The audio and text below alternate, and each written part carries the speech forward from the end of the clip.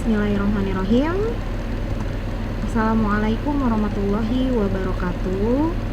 Alhamdulillahirrabbilalamin. Wassalatu wassalamu ala asrofil anbiya'i wal mursalin wa ala alihi wa sahbihi ajmain amma ba'du. Rabbi shrah li sadri wa yassir li amri wahlul 'uqdatam min lisani yafqahu qawli. Rabbi zidni ilma warzuqni fahma. Amin.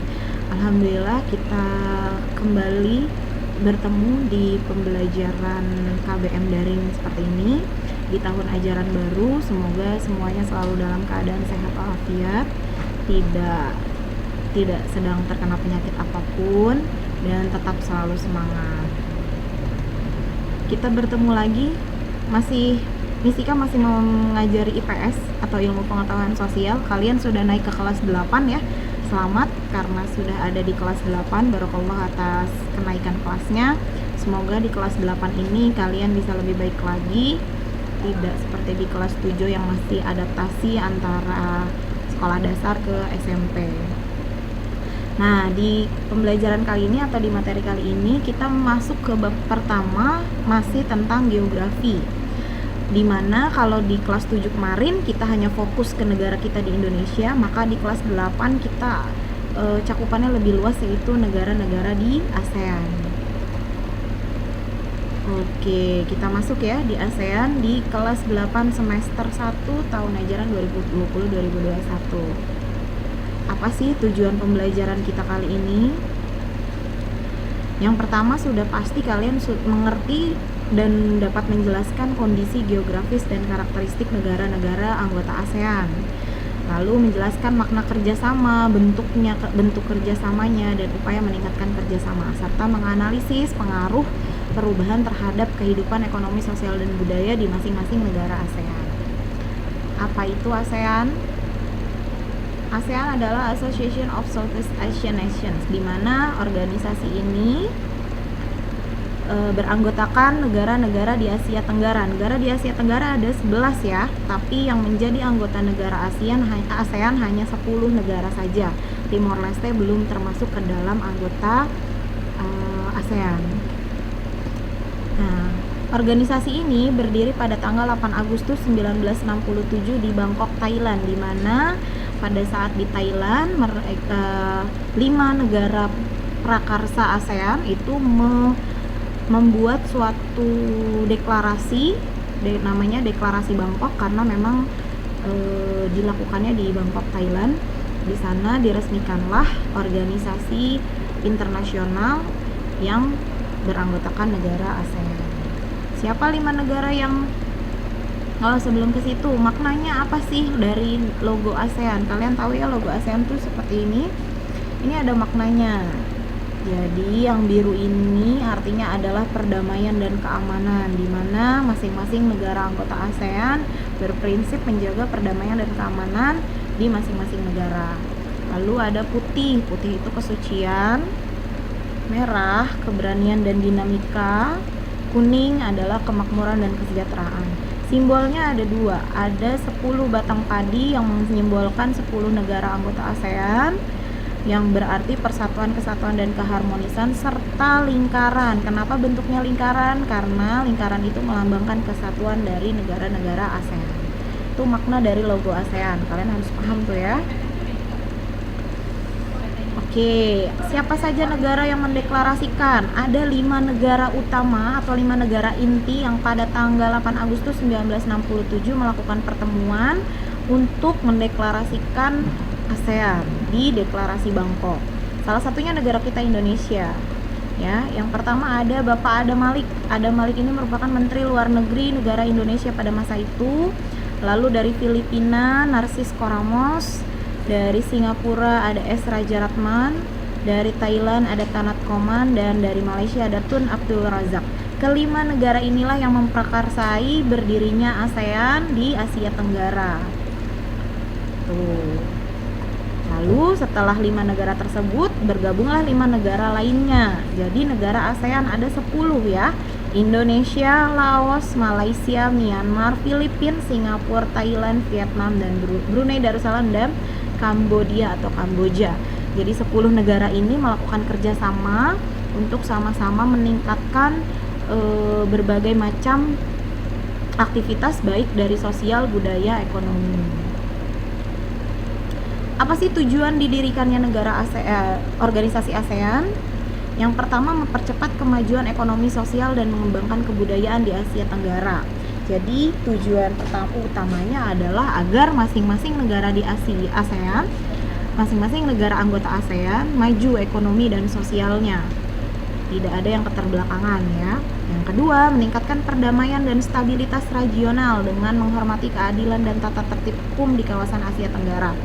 Ini mengacu pada negara-negara yang bersebelahan tapi ternyata tidak akur. Nah, ASEAN ini bertujuan untuk itu, agar tercipta kedamaian antara satu negara dengan negara yang lain. Kita semua tahu ya, negara ASEAN itu kan negaranya sangat istilahnya berdekatan gitu. Jadi harus ada yang meningkatkan perdamaian. Yang ketiga, sudah pasti meningkatkan kerjasama yang aktif dan saling membantu. Jadi misal dalam hasil sumber daya alam di Indonesia kaya akan padi, tapi di Singapura tidak ada padi karena tidak ada lahan. Nah, itu yang menjadi salah satu tujuan adanya ASEAN, agar tercipta kerjasama yang solid antara dua negara atau lebih. Terus selanjutnya tujuannya adalah saling membantu, memberikan bantuan dalam bentuk sarana latihan. Misal sarana dan prasarana di negara Indonesia tidak selengkap yang ada di negara Singapura, yang memang kita tahu bahwa Singapura merupakan satu-satunya negara maju yang ada di Asia Tenggara. Nah, disitulah tujuannya kita semua bekerja sama dalam organisasi ASEAN. Terus bekerja sama meningkatkan pendayagunaan pertanian, industri, dan lain-lain, agar masing-masing dari negara di ASEAN, negara anggota ASEAN bisa memaksimalkan lahan pertaniannya ataupun perindustriannya yang tidak mempunyai lahan pertanian.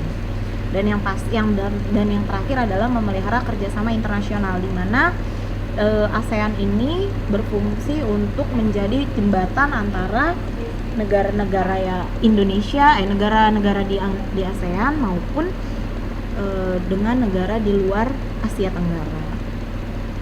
Macam-macam ya kerjasamanya tuh, bisa PBB, WHO, dan lain-lain. Nah, ASEAN ini punya prinsip kerjasama, di mana prinsip ini harus dipegang oleh masing-masing negara. Kalau salah satu negara tidak memegang prinsip tersebut, maka tidak bisa terjalin kerjasama yang baik. Apa sih prinsipnya? Yang pertama, menghormati kemerdekaan, kedaulatan, kesamaan, dan integritas wilayah. Kan masing-masing seluruh negara di Asia Tenggara, di anggota ASEAN itu kan sudah merdeka. Nah, masing-masing negara, anggota negara ASEAN itu harus menghormati kemerdekaan yang ada. Tidak boleh tuh yang namanya menciptakan peperangan lagi, karena sudah merdeka satu sama lain. Karena salah satu hal yang membuat negara anggota ASEAN ini bisa saling kerjasama dengan baik, mempunyai latar belakang yang sama, pernah dijajah oleh bangsa asing. Tuh, cuma satu ya yang tidak dijajah, yaitu negara Thailand. Yang kedua, tidak mencampuri urusan dalam negeri. Nah, nggak boleh tuh yang namanya satu negara nyampurin urusan negara yang lain, karena itu bukan termasuk ke dalam ranah negara tersebut. Setiap masalah di antara sesama anggota ASEAN diselesaikan secara damai. Nah, kalau misalnya ada masalah bilateral antara satu negara dengan negara lain, itu harus diselesaikan secara damai. Nah, menolak menggunakan senjata atau kekuatan yang dapat menimbulkan peperangan. Itulah kenapa sesama negara anggota ASEAN tidak ada yang namanya perang nuklir seperti di Rusia misalnya. Karena memang kita punya prinsip untuk menolak menggunakan senjata atau apapun dan dalam bentuk kekuatan apapun yang bisa menimbulkan peperangan. Itu prinsipnya. Kerjasamanya diharapkan efektif, rasional, dan bermanfaat. Jadi, prinsip dari adanya ASEAN ini adalah agar seluruh negara anggota ASEAN bisa efektif dalam bekerja sama. Itu prinsipnya, dan itu harus ditaati oleh masing-masing negara anggota ASEAN. Apa sih kerjasama antar negara anggota ASEAN? Ada 5 kerjasama. Ada kerjasama sosial, kerjasama budaya, ekonomi, politik, dan pendidikan. Sosial biasanya ditandai dengan adanya pertemuan antara satu negara dengan negara lain misalnya. Kalau budaya, adanya festival budaya ASEAN misalnya, pertemuan antara ke-10 negara ASEAN dan menampilkan budaya di masing-masing negara. Atau misalnya juga seperti SEA Games, ASEAN Games, nah seperti itu merupakan salah satu bentuk kerjasama. Ekonomi, dimana tadi yang Miss Ika bilang ada negara seperti Singapura yang tidak punya lahan pertanian, maka salah satu kerjasama ekonominya adalah saling bertukar antara industri yang ada di Singapura dengan hasil pertanian yang ada di negara lain. Biasanya yang sering mengekspor itu Thailand, seperti itu. Lalu politik di mana masing-masing negara anggota ASEAN itu menjaga stabilitas kemerdekaan. Dan yang terakhir pendidikan ini biasanya masing-masing anggota negara ASEAN itu menyediakan beasiswa bagi orang yang ingin pertukaran pelajar dengan satu negara dengan negara yang lain. Itu kerjasamanya. Oke, sebelum kita lanjut nanti ke pembahasan selanjutnya, yaitu tentang kita telaah ya satu persatu 10 negara ASEAN, kita telaah satu persatu kalau misalnya nanti ada waktunya. Sebelum ke sana, maka Miss Ika cukupkan dulu di sini terkait informasi umum tentang ASEAN, tujuannya apa, prinsipnya apa, kapan didirikannya, dan lain-lain. Tugasnya adalah coba kalian sebutkan dan jelaskan salah satu bentuk kerjasama antar negara anggota ASEAN, disertai dengan artikel yang bersangkutan. Nanti bisa difoto lalu di WhatsApp ke Miss Ika, dikirim ke Miss Ika, bisa seperti itu. Jadi kalian sebutkan, misal tadi ya budaya, itu ada festival budaya apa, artikelnya seperti apa. Nih Miss Ika sertakan ya. Nah yang seperti ini nih festival budaya nih, Kementerian Pendidikan dan Kebudayaan menggelar ASEAN Contemporary Dance Festival atau ACDV pada 9-15 Juni. Nah seperti ini, kalian harus sertakan artikelnya biar terlihat ya, tugasnya jelas. Oke, cukup ya. Sekian pembahasan kita kali ini, semoga dengan yang sedikit ini bisa dimengerti oleh kalian, dan nanti bisa kita lanjutkan ke pembahasan lebih detail terkait negara-negara di ASEAN. Nanti kita buka telaah satu persatu, apa itu penampangnya, bentuk muka buminya, terus batas-batas negaranya dan lain-lain. Nanti kita akan bahas lebih lanjut. Terima kasih. Wassalamualaikum warahmatullahi wabarakatuh.